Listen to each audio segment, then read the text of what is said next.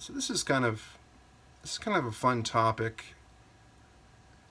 May require some projection. I don't know. We'll see. We'll find out. But this is something observational. Number one, a leftist artist makes a character that embodies a number of critiques they have about right-wingers. So leftist makes art embodying critiques of right-wingers. Number two, people like this character in general, but some right-leaning people have a bit of a softer spot for them. 3. Leftists say something to the effect of, "You missed the irony. You missed the irony."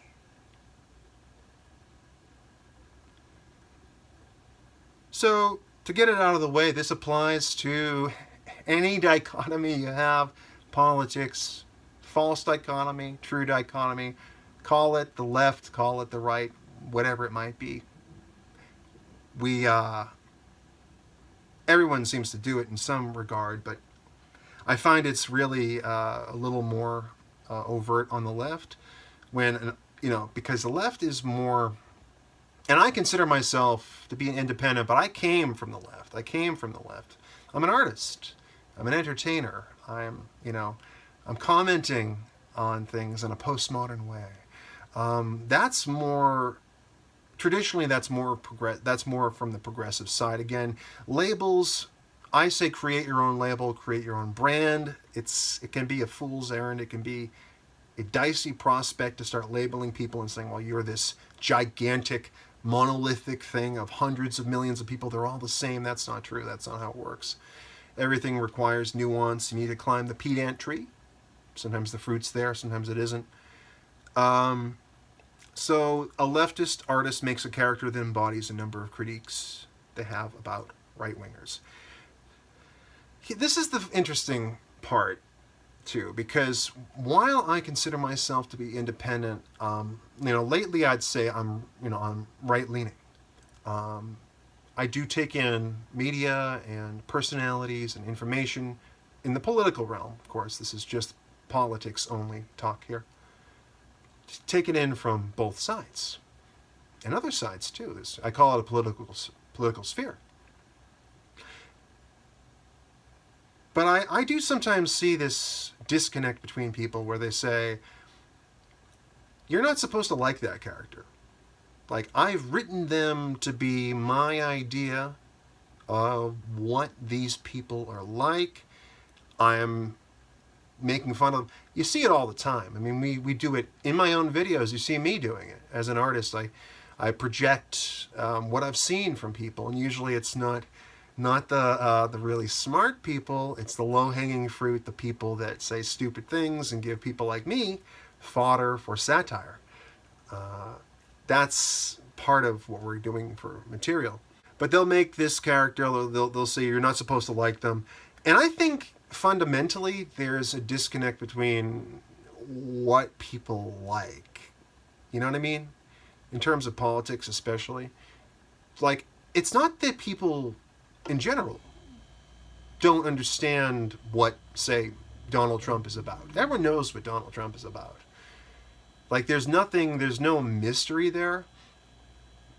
Occasionally he'll surprise you. He's good at being unpredictable. That's part of his thing. But at a certain point you start to go, well, if the same things that I like about him are what you're lampooning, it can be kind of funny to watch.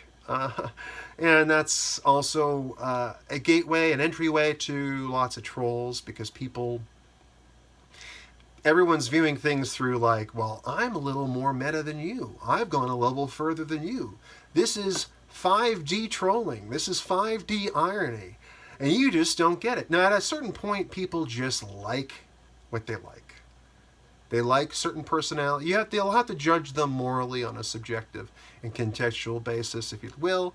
I think judging people morally is often not worth my time. But sometimes I've certainly put forth moral thoughts on here, put forth positions and advocacy. So I can't say that it's a complete waste. But then the people, yeah, the people like this character in general. And of course, the people that it's lampooning, essentially, either subtly or not so subtly, have a softer spot. And the other side, in this case the leftists, but it could be right-wingers, whoever made the art, they say something to the effect of, you miss the irony. That's dollar shop mind reading. Dollar shop, dollar store mind reading. You're missing the irony. We all miss irony. We all miss sarcasm. We all miss humor. You're talking to Jeff Tidwell. I put up so many tweets that are just satire.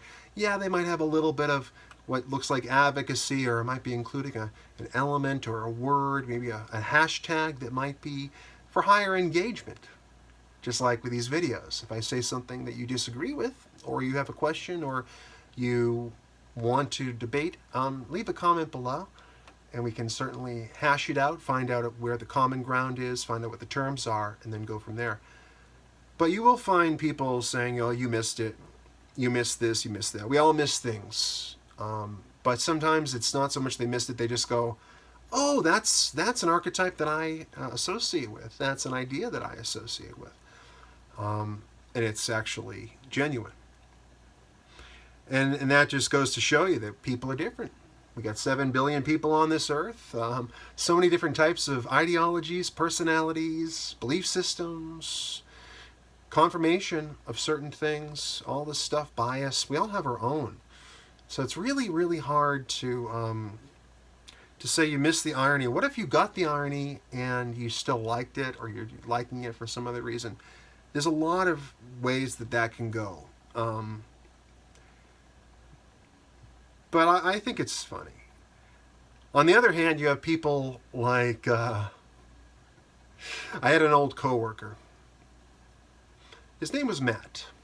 Now Matt's moved on. He'll never watch this video. And Matt thought that when Roger Waters was saying fascistic and, dare I say, bigoted things during the course of Pink Floyd's The Wall album, Matt kind of insisted that that's the point of it. He is being fascistic. It's like almost like maybe a guilty pleasure. I'll give him a benefit. But he seemed to revel in that that sort of, we can call it non-politically correct, but I'd go as far as to call it hateful character that Roger was playing. So sometimes we do have as human beings an issue with drawing a line between what is meant as a character thing, what's in character, especially when you're viewing artists, musicians, actors, and so forth. What's in character and what do they really think? What do they really believe? How much is a show? How much is for posturing? How much is for persuasion? And so forth. But he actually believed, I believe, I can't mind read him, but he seemed to be pretty into this idea that, get the Jews against the wall. I'm probably going to get demonetized for that if there was ever any monetization. Get the Jews against the wall, get their backs to the wall. He was like, that's actually cool, man. And I'm like, he's playing a character that's a complete psychopath, that's lost everything, lost his mind, shaved his eyebrows off. Did you watch the movie? It's a great movie. Pink Floyd's The Wall. Check it out. I'm like, okay. Yeah, Matt. Sure, Matt. At a certain point, you just have to let people have their preferences and not try to judge them or direct them away from it. Sometimes it actually adds humor to your life to let people continue doing the stupid thing that you believe they're doing.